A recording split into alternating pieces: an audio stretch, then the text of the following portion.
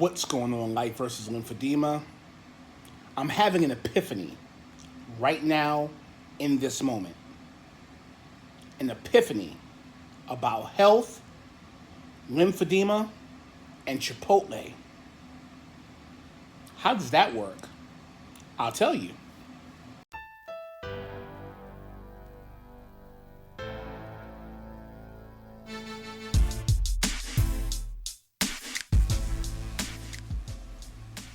So it is Saturday, May 13th. It is 7:30 p.m. Sun's going down. I'm in the hospital, obviously.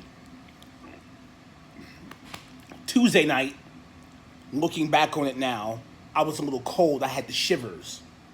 But I put on a hoodie. I'm playing cards. I won that poker game. All's fine. Wednesday, I have meetings all day. I'm running around. It was supposed to be a rest day. I didn't rest. Running around all day long. I had class Wednesday night. Then Wednesday night after class, I picked my daughter up because me and her are supposed to go to the dentist on Thursday morning. 3 a.m. Wednesday night, Thursday morning, my worst ever fear is confirmed. I'm having the chills while my daughter is at the house with me. It's never happened before. She's never seen me go into that type of shock. Now, I'm having the chills, but this isn't the I need to call the emergency room, I'm going to be catatonic chills. These are what I call the 2-day chills. And it's the time I get the cellulitis infection from so far ahead, I can see it coming 2-3 days later. I'll get them on Tuesday and go, oh, I'm going to have to go to the hospital this weekend. Let me get my affairs in order. I got up, I packed my go bag. The next morning, I took my daughter to the dentist. I dropped her sister off at school. I drove myself to the hospital. Get to the hospital, my temperature's only 100.7. They take some blood, and the doctor comes back and says, you have a pretty serious strep infection in your leg. I'll get more information on that later. We'll talk about that later. Fast forward. One of the doctors wraps my leg. Now, without asking me, this doctor looks at me and she changes my diet. So I ordered dinner already. I ordered rotisserie chicken with mashed potatoes and pound cake. She changed my diet without telling me. So when the food came, all I got was the mashed potatoes and the pound cake. I say, hey, where's my chicken? They say, hey, you can't have chicken. You're on a restricted diet. Someone called and changed your diet after you ordered. We can't send it up. I asked to speak with the doctor. Doctor said she didn't want to speak with me. She's one of those. I'll speak with him tomorrow.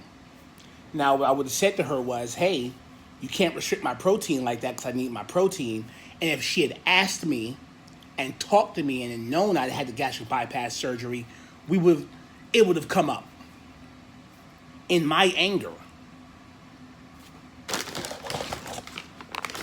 I ordered Chipotle and had delivered to my hospital room. In my anger. But I'm eating the Chipotle, and as I'm eating it, I can feel, let me show you. As I'm eating it, I can feel my leg swelling up, getting tighter right around here. In real time. That is something I have never taken note of before. Now, I didn't wrap my leg. My nurses came together with this doctor and they wrapped my leg up. And it was a weird wrap job. There's no like undergarment on it. But right now, the bandages, because they're elastic and they're Velcro, my skin is ripping through them. I'm going to have to take them off because the salt in the Chipotle is swelling my leg up in this moment. It is very eye-opening and somewhat humbling. I'm still mad at the doctor for changing my diet without talking to me about it, But it's kind of cool to always hear that salt does this and that to your limbs and it swells you up, and to actually feel it in this moment. Like, I feel what's happening in real time. My leg is swelling up. In the next couple of days, I'm going to be making some wholesale life changes based on this. But I just wanted you guys to know that I was going through that. Later on. This is the Her House Podcast. That's my daddy.